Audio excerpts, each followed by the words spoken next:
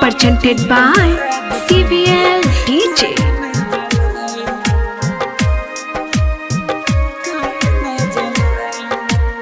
Music director DJ Prabhunand Marichhawa बाजार।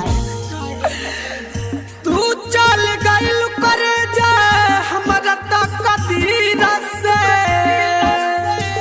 जातनी देखावे कवनो साधुआ फकीर से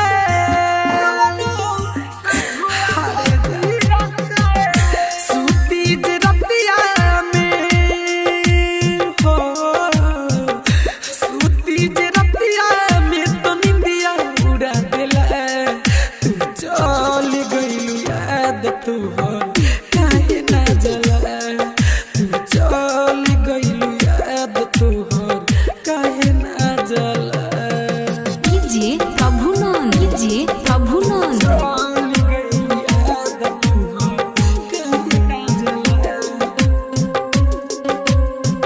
काहे ना जला Kalika movies recording studio Sugauli. लपटा खानी धैलू तू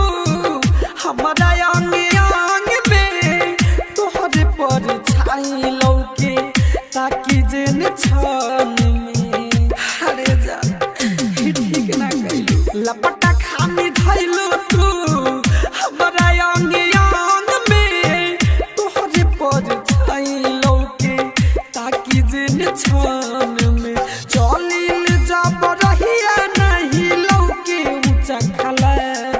तू चल गइलू याद तोहर काहे ना जला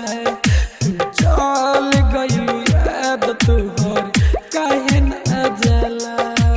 डीजे प्रभुनंद चल गइलू याद तोहर काहे ना जला काहे ना जला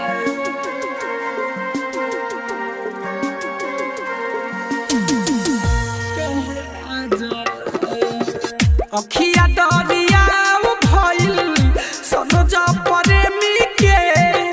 राइटर अशोक उजैन नदी दुख झेल कमी के अरे काहे ऐसन कइलू अखिया दरिया भइल सनोज प्रेमी के राइटर अशोक उजैन नदी दुख झेल कमी के गुडू